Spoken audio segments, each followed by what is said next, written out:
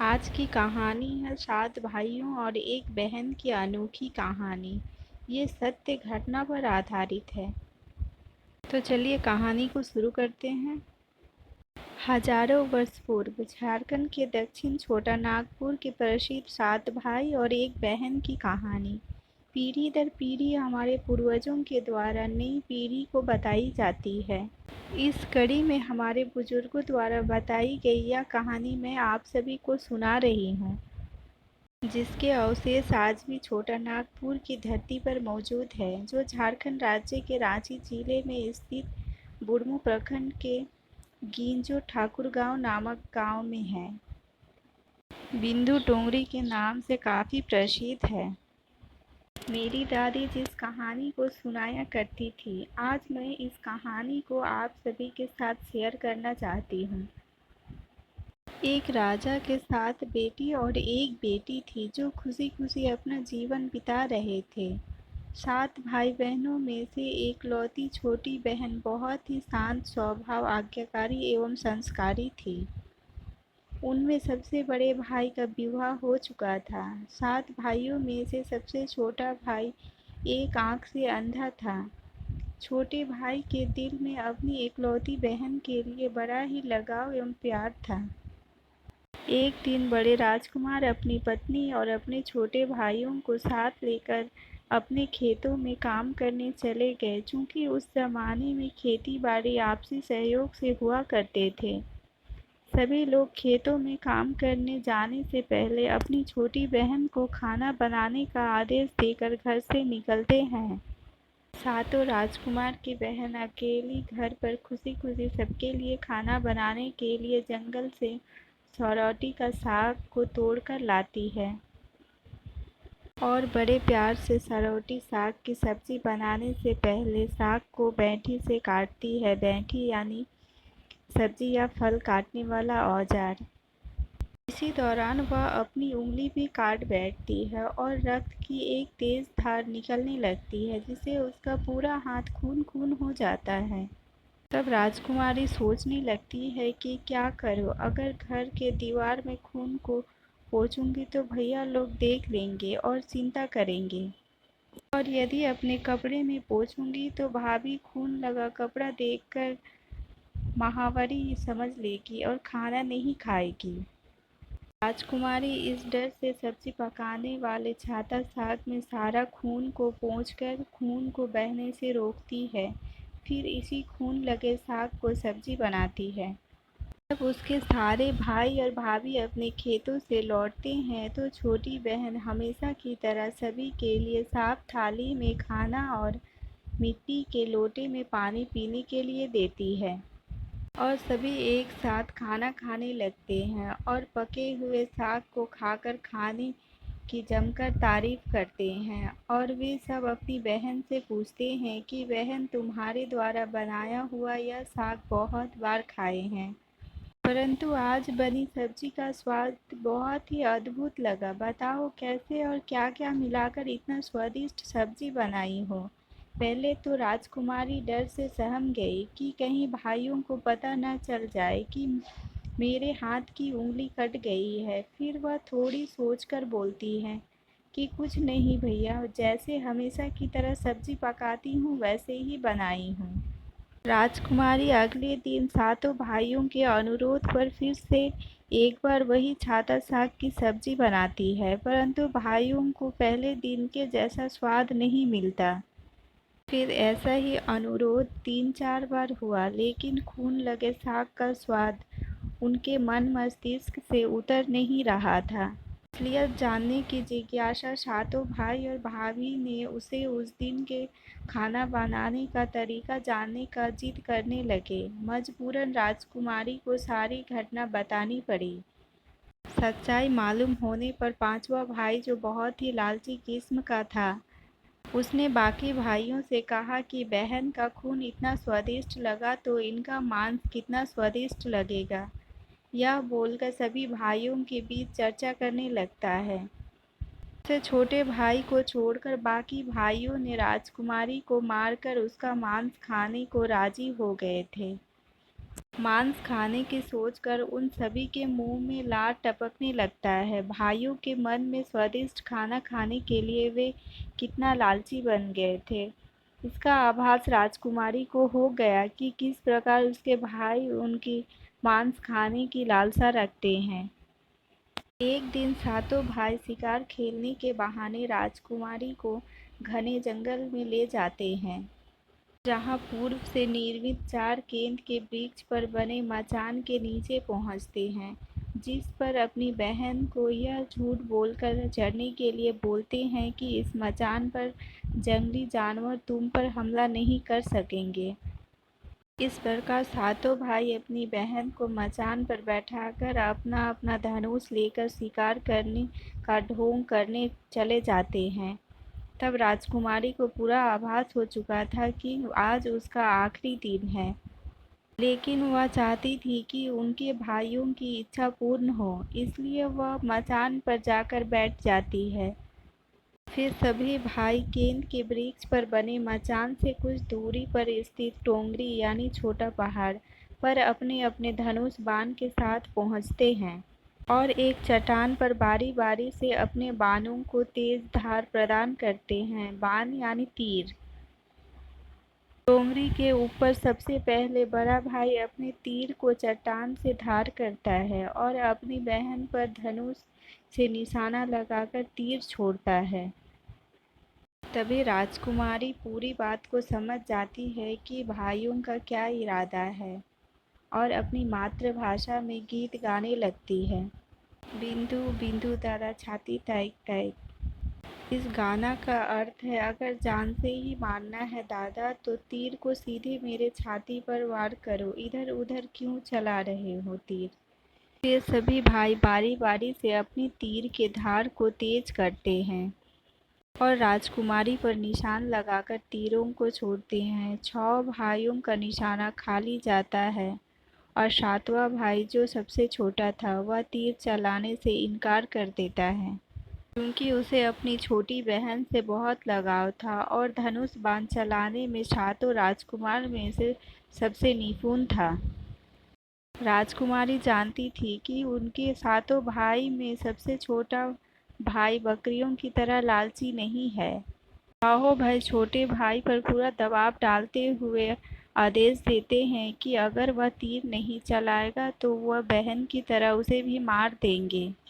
छोटा राजकुमार उदास मन के साथ तीर को थोड़ा ही धार कर दूसरी दिशा में तीर को छोड़ने की कोशिश करता और तीर को धीरे से छोड़ता है। राजकुमारी हर बार की तरह इस बार भी वही गीत गाती है, बिंदु बिंदु दादा छाती ताइक ताइक।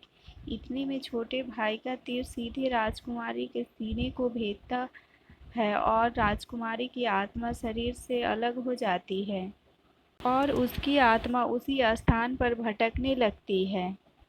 तभी वह देखती है कि उसके शरीर का मांस खाने के लिए उसके भाई कैसे लालच करते हैं और सबसे छोटे राजकुमार को जबरदस्ती मारपीट करके उसके शरीर को काटने का आदेश देते हैं। बहन के मांस को पकाने के लिए बहुत सारी सूखी लकड़ियां लाने के लिए छोटे राजकुमार को जंगल भेजा जाता है। छोटा भाई जंगल में खोज खोज कर ढेर सारा लकड़ी जमा करता है और सोचता है कि कैसे इतना सारा लकड़ी को ले जाऊंगा। भैया लोग जो रस्सी दिए हैं वो भी ये 7 टुकड़ों में दिए हैं। उन्हें जोड़ने पर भी यह रस्सी इन लकड़ियों को नहीं बांध पाएगा। देर होने के डर से राजकुमार उदास होकर रोने लगता है और उसके आंखों से आंसू धरती पर गिरने लगते हैं। वह अपनी बहन को याद करके रो रहा होता है कि तभी एक नाग देवता वहां आता है और पूछता है कि क्यों रो रहे हो राजकुमार। वह इधर उधर देखता है किंतु कोई भी नजर नहीं आता है। राजकुमार को नाग देवता दिखाई देते हैं और राजकुमार नाग देवता को अपनी पूरी आपबीती सुनाते हैं। फिर नाग देवता उसे कहते हैं कि मैं लकड़ी में रस्सी की भांति लिपट जाता हूँ और तुम जैसे ही लकड़ी वहाँ रखोगे तो मैं धीरे से निकल जाऊँगा। और राजकुमार ऐसा ही करता है। सभी बड़े भाई यह देखकर चकित रह जाते हैं कि कैसे उनका छोटा भाई रस्सी के साथ टुकड़े होने के बावजूद भी जंगल से इतना सारा लकड़ी लेकर आता है। तत्पश्चात वे लोग अपने छोटे भाई को पानी लाने के लिए एक घड़ा में 7 छेद करके देते हैं। छोटा राजकुमार पानी लाने के लिए एक डंडी यानी छोटा कुआं में जाता है और घड़े में पानी भरता है, परंतु उस घड़े में छेद होने के कारण सारा पानी गिर जाता है और राजकुमार वहीं बैठकर सोच-सोच कर रोने लगता है कि बिना पानी के वापस जाऊंगा तो बड़े भैया लोग मारपीट करेंगे। सारी घटना को कुआं के मेंढक, केकड़ा और मछली सुन व देख रहे थे और वे तीनों राजकुमार को रोता देखकर पूछते हैं कि क्यों रो रहे हो। राजकुमार उन्हें अपनी आप बीती को विस्तार से बताता है और कहता है कि मैं अपनी प्यारी बहन के शरीर का मांस कैसे खा सकता हूँ। नहीं खाऊंगा तो बड़े भैया लोग मारपीट करेंगे। तब मेंढक कहता है कि तुम परेशान मत हो, हम सब आपकी मदद करेंगे। मेंढक घड़ा के छेद में चिपक जाता है।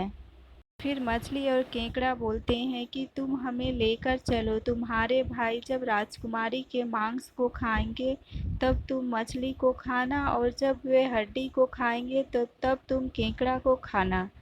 बड़े भाइयों को शक नहीं होगा। फिर राजकुमार ने बिल्कुल वैसा ही किया जैसे केकड़ा और मछली ने कहा था।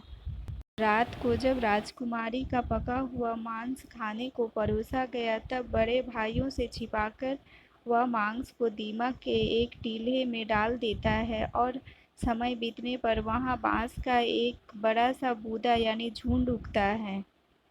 इस घटना के वर्षों बाद एक भीख मांगने वाला जोगी उसी बांस पौधा के पास से गुजर रहा था। वह सुंदर-सुंदर बांस के बूदा को देखकर सोचता है कि अगर इतने सुंदर बांस के केंद्रा यानी बांसुरी बनाया जाए तो कितना सुरीली धुन निकलेगा। उसी क्षण बांस से आवाज आती है, ना काट काट रे जोगी, ई तो लगे भैया रोपल बांस। जोगी फिर से बांस को काटता है। जोगी इसी उद्देश्य से एक मोटा बांस काट कर ले जाता है कि इस बांस का आवाज कितना सुंदर है। यदि केंद्रा बनाएंगे यानी बांसुरी बनाएंगे तो कितना मधुर आवाज निकलेगा। और जोगी इस बांस से एक सुंदर केंद्रा का निर्माण करता है। इस केंद्रा से इतनी मधुर ध्वनि निकलती है कि जोगी जहाँ जहाँ भी इसे बजाता है इसके ध्वनि से लोग मंत्रमुग्ध हो जाते हैं।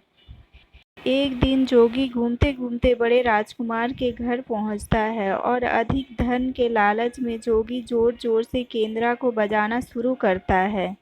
इस बार केंद्रा का मीठा सुरीला स्वर कर्कश हो जाता है और जब भी जोगी कुछ नया धुन बजाने की कोशिश करता है बार बार एक ही धुन निकलता है, ना बाज रे केंद्रा, ई तो लगे मोर दुश्मन कर घर। इसका मतलब यही है कि ना बाज रे बांसुरी, ये तो मेरे दुश्मन का घर है। बार बार यही धुन निकलने पर बड़ा राजकुमार मारपीट कर जोगी को अपने घर से भगा देता है। ऐसे ही घूमते घूमते जोगी हर भाई के घर जाता है, लेकिन हर बार की भांति वही धुन, ना बाज रे केंद्रा, ई तो लगे मोर दुश्मन कर घर, यही बजता है। यह धुन सुनकर सारे भाई जोगी को डांट फटक कर भगा देते हैं। सबसे अंत में जोगी छोटे राजकुमार के घर पहुंचता है। छोटे भाई के घर के आंगन में प्रवेश करते ही केंद्रा खुद ही बजने लगता है, जोर जोर से बाज रे केंद्रा, ई तो लगे मोर छोटा भाई कर घर। बड़ा ही मीठी और मधुर स्वर का धुन सुनकर छोटा भाई राजकुमार मोहित हो जाता है और यह धुन सुनकर छोटे राजकुमार से रहा नहीं गया और जोगी से केंद्रा की और यह धुन सुनकर छोटे राजकुमार से रहा नहीं गया और जोगी से केंद्रा की मुंह मांगी सोने की मोहरें देकर उसे खरीद लेता है तथा जोगी को अच्छे से मेहमान नवाजी कर अच्छे से विदा कर दिया जाता है। धीरे धीरे समय बीतता गया और छोटा राजकुमार अपने काम से कुछ दिनों के लिए बाहर जाते हैं। जब वह वापस लौटता है तो देखता है कि उसका कमरा बहुत ही सुंदर ढंग से सजाया हुआ है और घर के सारे बर्तन अच्छे तरीके से रखे हुए हैं। तब छोटा भाई राजकुमार सोचता है कि हमेशा मेरे कमरे की साफ सफाई घर के नौकर करते हैं, लेकिन कभी भी इतना सुंदर नहीं सजाया गया है। फिर राजकुमार अपने नौकर से पूछताछ करते हैं कि मेरे कमरे को इतना सुंदर किसने सजाया है। नौकरों ने मना करने पर राजकुमार सोचते हैं कि शायद भाभी आई होगी और मेरे कमरे को सजाकर गई होगी।